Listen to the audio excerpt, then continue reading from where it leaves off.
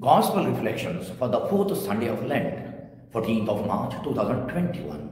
The Gospel text is taken from John chapter 3 verses 14 to 21. The main focus of this Gospel reading is this: a loving gaze at the crucified image of Christ on the cross.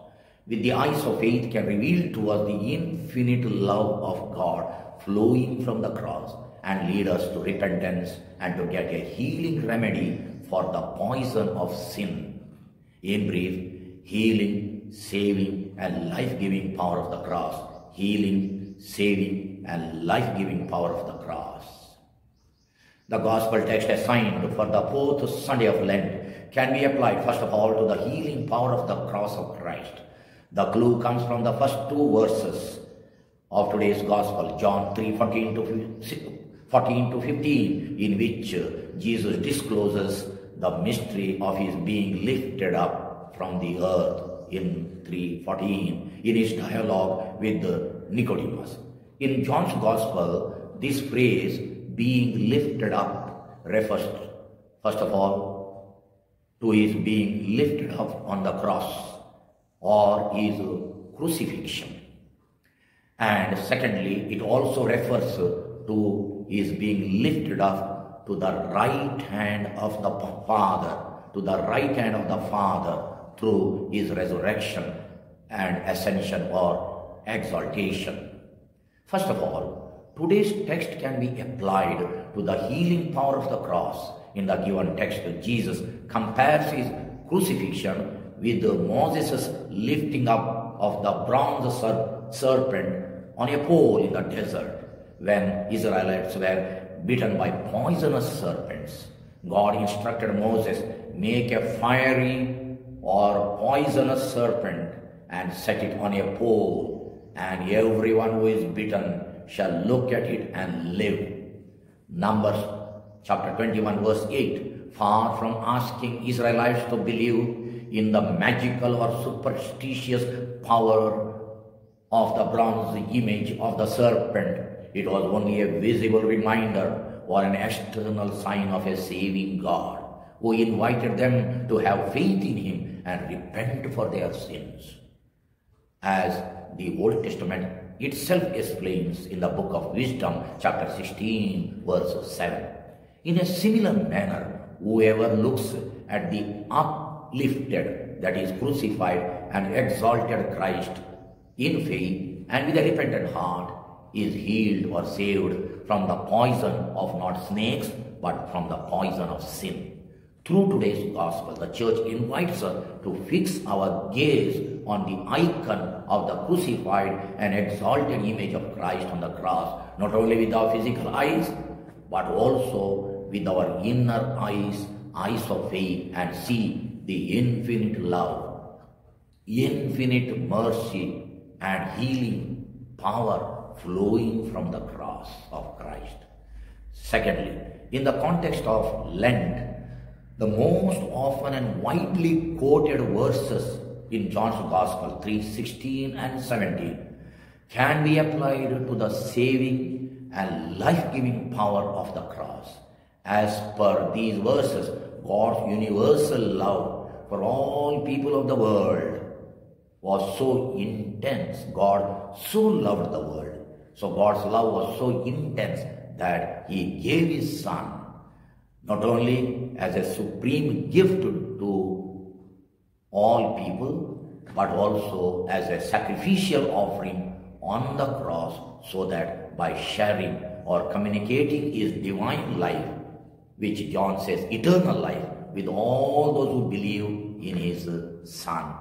That means all those who entrust themselves to him with total trust in him, that they might be saved.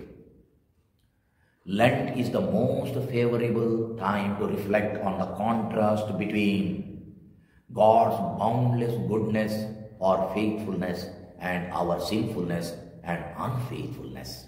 Now is the time to reflect on God's boundless love, his boundless mercy, his boundless faithfulness, and our own sinfulness and unfaithfulness.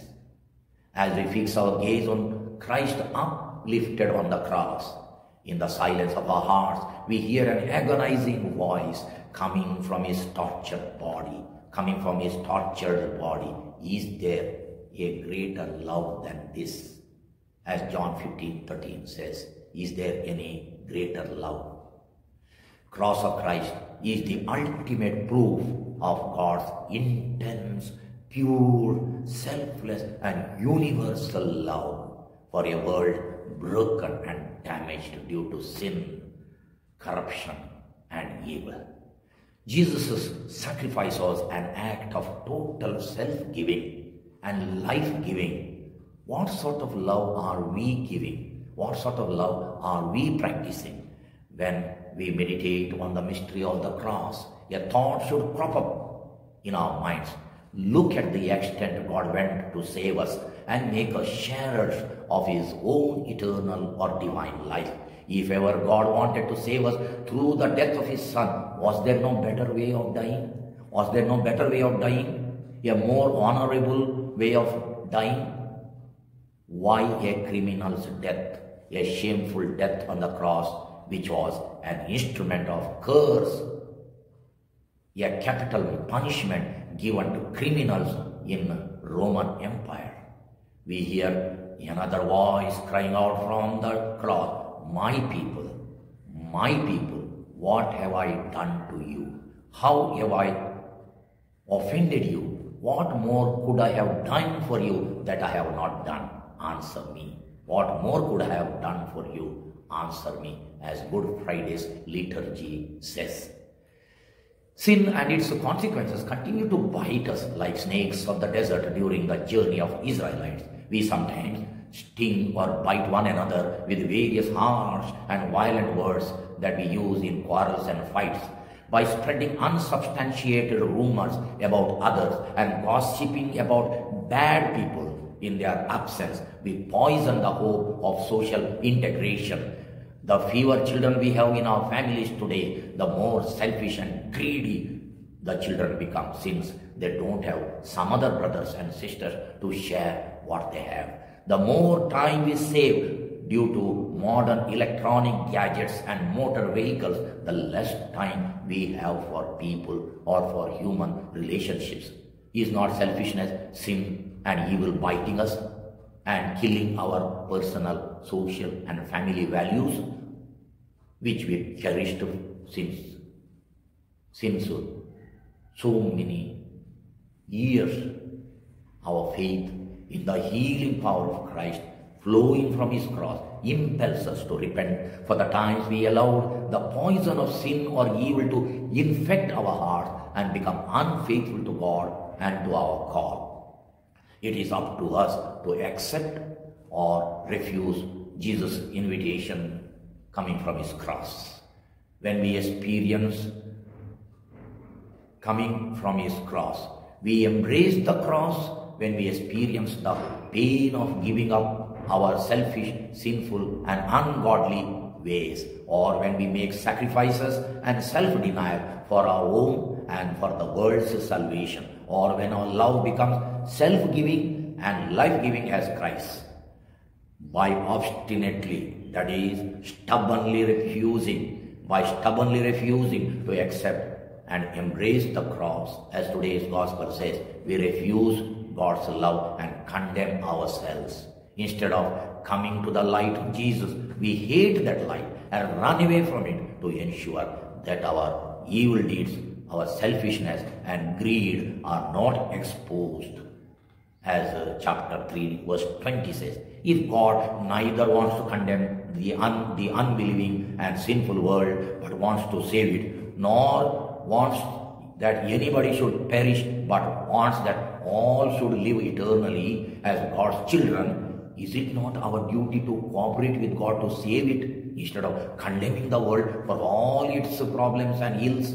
One of the best penances we can do in this Lenten season is not to condemn or judge anybody, especially those whom we think are wicked, but try to save or help as many as possible by our service, sacrifice, prayer, guidance, support and consolation. What are we doing to save or reform the world and promote a civilization of love and life in it instead of only condemning the so-called bad people or gossiping about them? Prayer. We adore you, O Christ, and we praise you, because by your holy cross you have redeemed the world. As we fix our gaze on your crucified image, we pray that the power of infinite love and mercy that flows from your holy cross may cleanse and heal us. Amen.